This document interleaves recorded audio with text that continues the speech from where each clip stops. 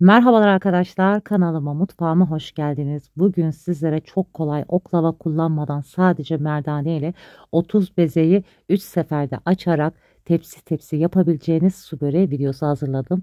Lafı hiç uzatmadan hemen böreğimizin yapım aşamasına geçelim. İlk önce böreğimizin hamuru için burada 15 adet yumurta var. 3 tepsi yapacağım için tepsi başına 5 adet olarak ayarladım. Yumurtalarım büyüktü, 5 tane tepsi başına ekliyorum. Eğer sizlerin yumurtası ufaksa 6 adetli olarak da ekleyebilirsiniz. Tabii ki tepsi başına olacak şekilde arkadaşlar miktarı ayarlayalım. Yumurtama 3 tatlı kaşığı kadar tuz ekledim ve güzelce çırpmaya devam ediyorum. Yumurtalarımızı bu aşamada güzelce çırpıp karıştırmaya özen gösterelim. Su böreğinde ben sadece yumurta, tuz ve un kullanıyorum. Başka hiçbir şey kullanmıyorum. Bu şekilde çok daha lezzetli oluyor. Videomun açıklamalar kısmına da tek ölçü olarak belirtip yazacağım. Oradan da bakabilirsiniz. Yeterince karıştırmış olduğum yumurtamın içine unumu da yavaş yavaş ekliyorum. Ben böreklik un kullanacağım. Sizler tabii ki normal unla da yapabilirsiniz veya benim gibi böreklik çok amaçlı unla da yapabilirsiniz. Unumu yavaş yavaş ekleyerek kıvamlı bir hamur elde edene kadar yoğurmaya devam edeceğim. Ben toplamda 10 su bardağı kadar un ekledim. Tabii ki sizlerin yumurta büyüklük küçüklüğüne göre un markasına göre değişebileceği için her zaman unumuzu yavaş yavaş kıvam alana kadar eklemeye özen gösterelim. Un ölçüsü olarak kullandığım su bardağı ölçüsü 200 milimlik klasik su bardağı. Unumu yavaş yavaş ekleyerek kıvamını alana kadar yoğurmaya devam edeceğim. Su böreği hamuru hafif ele yapışacak bir hamur kıvamında olmalı. Elimize yapışıyor diye un eklemesi yaparak çok sert bir hamur yapmamaya özen gösterin. 10 su bardağı kadar unumu ekledim. Bakın görüyorsunuz hafif ele yapışan bir hamur oldu. Artık un eklemesi yapmayacağım. Bu kıvamda olması yeterli. Hamur elinizi bıraksın diye çok az sıvı yağ ekleyebilirsiniz. Ekleyenler de var ama arkadaşlar ben eklemiyorum, tercih etmedim. Çok hafif tezgahımı unladım hamurumun yapışmaması için. Tezgahımda hamurumu güzelce yoğuracağım ki açarken bizi zorlamaması ve daha özlü bir hamur elde etmek için. Su böreği hamurumuz poğaça hamuru gibi yumuşak olmayacak. Tabii ki çok sert de olmayacak. Orta yumuşaklıkta bu kıvamda olması yeterli. Hafif unlayarak güzelce toparlamış olduğum hamurumu şekilliyorum ve sonra hamur kesme aparatımla ilk önce bu şekilde ortadan ikiye keseceğim. İlk başta gelişi güzel keseceğim. Sonra kesmiş olduğum hamurlarımı ufaklık büyüklük ayarlayarak 30 adet beze elde edeceğim. Hamuruma da bu aşamada üzerlerine çok az un gezdiriyorum ki elime de yapışmaması için. Cevizden biraz büyük olacak şekilde bezeler yapacağım. Tepsim de çok büyük olmadığı için ben bezelerimi ufak tuttum. Tabii ki sizler büyük tepsiyle yapacaksanız bezelerinizi ona göre ayarlayabilirsiniz. Ben 36 santim çapında tepside yapacağım böreğimi. 30 adet bezemi güzelce yuvarlayarak hazırladım. Şimdi çok az unlamış olduğum tepsime bezelerimi yerleştireceğim. Bezelerim de fazla olduğu için büyük tepsi kullanacağım. Unlamış olduğum tepsime bezelerimi yerleştiriyorum. Bezelerimin üzerinde şöyle çok az un gezdireceğim. Çok fazla olmayacak şekilde serpmemiz yeterli unumuzu. Buzdolap poşetiyle kapatacağım. Yaklaşık 1 saat dinlenmeye alacağım. Yazın sıcak ortamda yaparsanız buzdolapta dinlendirme işlemi yapabilirsiniz. Buzdolap poşetiyle kapatacağım. Tekrar temiz mutfak bezi örterek hava almayacak şekilde 1 saat bezelerimi dinlendirdim. Su böreği hamurumu açmak için yarı yarıya nişasta ve un kullanacağım. 2 su bardağı nişasta, 2 su bardağı un ekliyorum. Sonrasında gerekli olursa tekrardan nişasta ve un eklemesi yapacağım. Su böreği hamurunu tekli ve ikili oklavayla açarken nişasta kullanmıyorum. Sadece unla açıyorum. Bu şekilde çoklu merdane ile açarken nişasta ve un karışımı kullanıyorum. Kesinlikle nişasta kullandığınızda su böreği hamurunuzda tadında, lezzetinde hiçbir değişiklik olmuyor. Bezelerimin de çok fazla kurumaması için ilk başta 5 adet bezeyi alıyorum. Nişasta ve unlu karışımın içine ekliyorum. Açacak olduğum bezemi de tezgahıma alıyorum. Altını üstünü bolca unluyorum. Kenarda duran bezelerimi de üzerine bu arada buzdolap poşetiyle örttüm ki kurumaması için. Su böreği hamuru çok kolay kuruyan bir hamurdur. O sebeple mutlaka üzerine kenarda kapatmayı unutmayalım. Ben de bu arada merdanemle hamurum da dinlendiği için kolayca açıyorum. Ufak pasta tabağı büyüklüğünden biraz daha büyük olacak şekilde açacağım. Bezelerimizi de hızlıca açmaya özen gösterelim. Kenarda beklerken üzerine kurumaması için. Eğer yeni hamur açmaya başladıysanız kenarda beklerken mutlaka bezelerinizin üzerini örtmeyi unutmayın. Ben hızlıca açtığım için hiç kenarda beklerken üzerini örtme gereği duymadım. Geri kalan bezelerimi de hızlı şekilde açtım. 30 adet bezemi açtıktan sonra bu şekilde tezgahıma alıyorum ve aralarını bolca nişastalayacağım. 30 tane bezemi onarlı olacak şekilde nişastalayarak hazırlayacağım. Aralarında bolca bu aşamada nişastalı unlu karışımımızdan ekliyoruz. Bezelerimizi de açarken aynı boyutta olmasına özen gösterelim.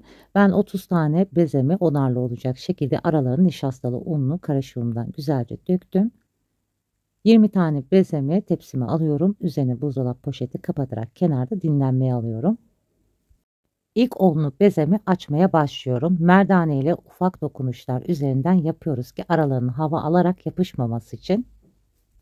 Bu kısımda dikkat etmemiz gereken önemli konu alt üst ederek her iki tarafında eşit büyüklükte açılmasını sağlamak için mutlaka ters düz etmeye unutmayalım. 10 tane bezeyi açmakta zorlanırsanız arkadaşlar beşerli olacak şekilde yapabilirsiniz. İlk defa açacaksanız dilerseniz beşli olarak da açabilirsiniz. Yıllardır açmış olduğum için tabii ki bir el alışkanlığı olduğundan dolayı onarlı olarak açtım. Belirttiğim gibi sizler dilerseniz beşerli olacak şekilde de açabilirsiniz. İlk açacaksanız su böreğinizi bakın bu aşamada kontrol etmeyi unutmayın. Ben bolca nişastaladığım için eminim yapışmayacağını, ama sizler ilk defa yapacaksanız lütfen kontrollü şekilde aralarını kontrol etmeyi unutmayın. Eğer yapışırsa sonrasında açılma konusunda sizi zorlayabilir. Sonrasında tekrar kontrol ettim ve hiç yapışma olmadığını emin olduktan sonra güzelce merdanemle bastırıyorum. Mutlaka yufkalarınızın kenar kısımlarını bastırmaya özen gösterin ki kenarları güzelce incelmesi için. Alt üst etmeyi de ihmal etmiyorum bu arada. Merdanemle her yerini eşit şekilde büyütmüş olduğum yufkalarımın arasını kontrol etme vakti tekrardan geldi. Bu aşamada nişasta ve unlu karışımı aralarını gezdireceğim ve kontrol ederek sizlere de göstereceğim. Oklavama sarıyorum bütün yufkalarımı. Sadece oklavayı bu kısımda yufkalarımı sarmak için kullanacağım. Bütün yufkalarımı oklavama sarıyorum. Gördüğünüz gibi hiç aralarında yapışma olmadı. Ama sizler tabii ki ilk defa yapacaksanız lütfen bu aşamaya kadar da 2-3 defa kontrol etmeyi unutmayın. Yufkalarımın arasını gördüğünüz gibi çok bol olmayacak şekilde, serpme olacak şekilde nişastalı unlu karışım yapıyorum. Çok da fazla unlarsanız haşlarken yırtılma olur. Bu da sizi çok zorlar. O sebeple olabildiğince az, gördüğünüz gibi serpme olacak şekilde yapıyorum. Elimle her yerine eşit şekilde dağıtıyorum. Benim gibi dikkatli şekilde yaparsanız yırtılma olmadan her yerinde güzelce eşit şekilde açmış olursunuz. 10 tane yufkamı aynı işlemi yaparak devam ettim ve şimdi tekrardan açmaya devam ediyorum. Bu aşamada yufkamın en üstüne hiç nişastalı unlu karışım dökmedim. Artık aralarında kontrol ettiğimiz için yine çevire çevire korkusuz şekilde açmaya devam edebiliriz hamurumuzu. Bu tarif gerçekten çok pratik oluyor. Oklavayla da hızlı açan birisi olarak ben size bunu söylüyorum gönül rahatlığıyla. 30 tane yufkayı toplamda 30 dakika kadar kısa süre zamanda açtım. Tabii ki ben çekim yaptığım için biraz daha yavaş açtım. Normalde daha hızlı açıyorum. Tabii yılların da vermiş olduğu bir el alışkanlığı oluyor. İlk açacak olan arkadaşlarımız için de ben detaylı şekilde açıp sizlere göstermek istedim. Her aşamasını daha iyi görmeniz için. Su böreğimi yapacağım tepsime göre açmış olduğum yufkalarımı ölçüyorum. Biraz tepsimden büyük yapacağım için gördüğünüz gibi istediğim büyüklüğe gelmedi. Birazcık merdane ile tekrar açmaya devam edeceğim. Çok da ince açmamaya özen gösterin arkadaşlar. Kesinlikle baklava veya böreklik yufka gibi de çok ince olmayacak. Yufkalarımı da tekrardan aralarını göz gezdirdim. Yapışma yok. Merdanemle de gördüğünüz gibi ufak dokunuşlar ve yavaş yavaş açmaya devam ediyorum. Çünkü yeterince inceldiği için çok fazla bastırırsam aralarında yapışma olur. Açmış olduğum yufkalarımı alt üst ederek alt tarafında kontrol edin. Gördüğünüz gibi kontrollü şekilde alt üst çevirerek güzelce açmış olduğum yufkalarım artık hazır.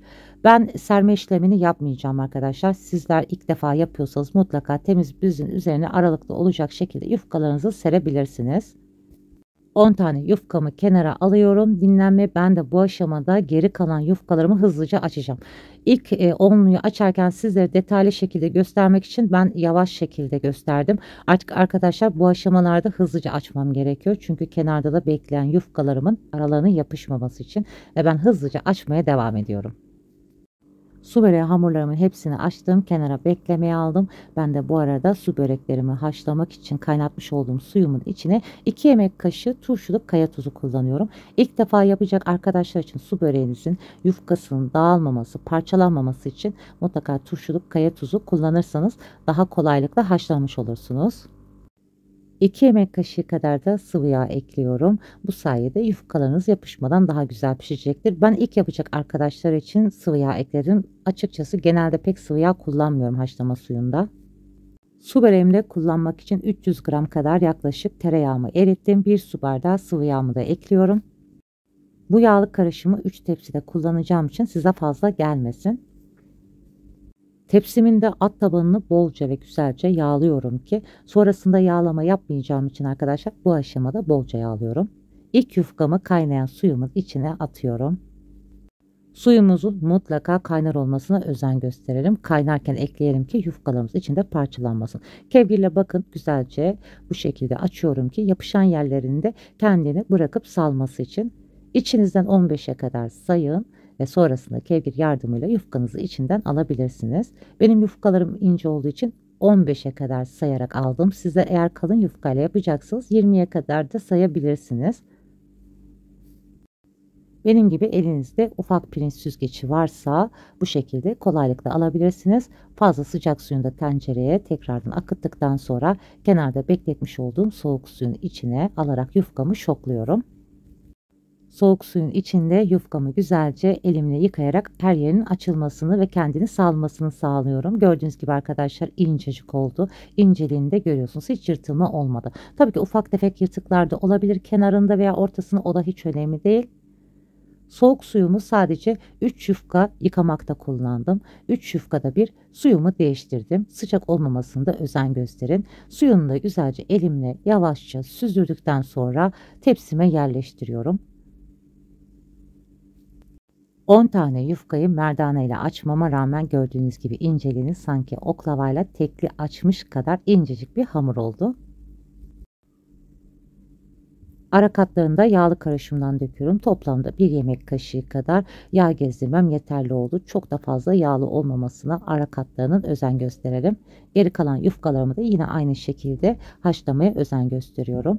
Suyumun da çok unlu olmamasına dikkat ediyorum. Sizler de bu şekilde dikkat ederseniz hamurlarınız hiç parçalanmayacaktır. Bakın kevgirin ters tarafıyla güzelce açılmasını sağlıyorum hamurumun.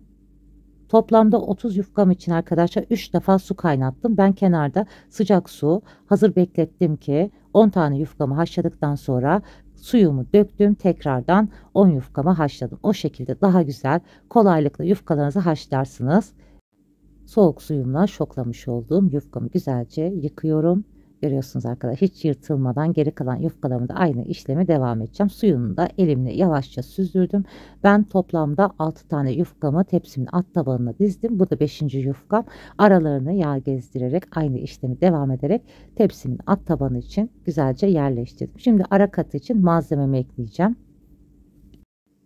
Su böreği hamurumuzun daha güzel kabarık durması için büzgülü olacak şekilde tepsiye yerleştirmeye özen gösterelim. 5. kat yufkamın da arasını güzelce yağlıyorum.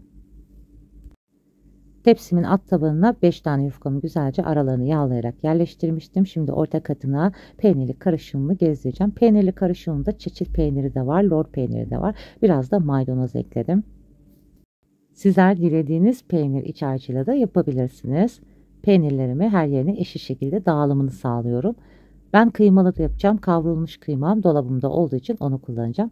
Sadece çok az yağla kavuruyorum ben kıymayı. Biraz da tuz ekliyorum. Baharat hiçbir şey eklemiyorum arkadaşlar. Onu da belirtmek istedim.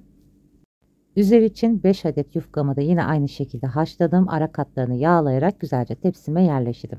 Diğer tepsilerimi de yine aynı şekilde 10 adet bezemi haşlayarak ara katlarını iç harcını ekledim. Ve üstlerini de güzelce büzgülü olup daha kabarık görünmesini sağlamak için elimle son dokunuşlarını yapıyorum. Ve üst katlarını da bolca yağlıyorum. Bu tavadaki su böreğimi şimdi pişireceğim. Bu tepsidekileri de arkadaşlar derin dondurucuya direkt kaldıracağım.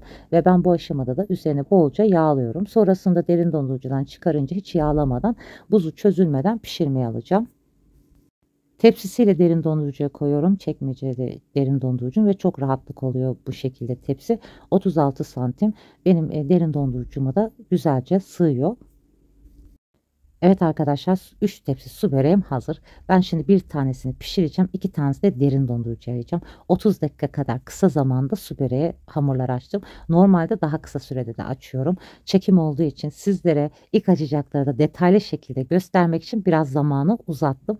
Bazı tabi oklavayla tekli veya ikili açan arkadaşlar için birazcık oyalayıcı gibi görünüyor. Çok uğraştırıcı. Arkadaşlar ben tabii ki yıllardır bu su böreğini yaptığım için daha hızlı yapıyorum. Ama ilk yapacak arkadaşlara daha detaylı göstermek için evirip çeviriyorum. Su böreğimi pişirmek üzere ocağımın üzerine aldım. Ben su böreklerimi ocağın üzerinde pişiririm. Bu lezzeti de çok severim. Fırında pişirmek istiyorsanız yine aynı bu tarifle fırında da pişirebilirsiniz. Tabii ki ocağın üzerinde pişen su böreğinin lezzeti çok başka oluyor arkadaşlar.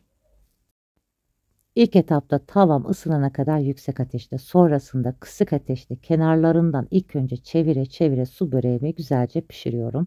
Kesinlikle yakmamak için de ocağın başından ayrılmıyorum. Alt katında kontrol edip pişirdikten sonra bu şekilde ters çeviriyorum ve tekrar alt tabanında pişmesi için su böreğimi tavada yine aynı şekilde ağır ağır pişiriyorum. Bana nişastayla su böreği olmaz diyen arkadaşlarıma da şunu belirtmek istiyorum. Ocağın üzerinde bu kadar zahmetli su böreğinin lezzetine önem veren biri olarak nişasta böreğin tadını kötü yapsa kesinlikle kullanmam arkadaşlar. O sebeple nişastayla su böreği olmaz diyen arkadaşlar oklavayla tabii ki tekli olarak açtığımızda nişastayla açılmaz. Ben çoklu merdane ile açtığım için nişasta kullanıyorum ve sizlere de tavsiye ediyorum gönül rahatlığıyla. Gerçekten tadı da lezzeti de muhteşem oluyor. Su böreğimi ben pişirirken sizlere de küçük bir hatırlatma yapmak istiyorum arkadaşlar. Kanalıma hala abone değilsiniz. Abone olmayı, daha güzel tariflerden haberdar olmak için zil sesini açmayı unutmayın. Bu sayede başka güzel yeni tariflerimden anında haberdar olabilirsiniz. Su böreğim de pişerken gördüğünüz gibi orta kısmı çok güzel kabardı. Artık tamamen alt üst kızarmış olan böreğimi ocağımın altını kapatıyorum.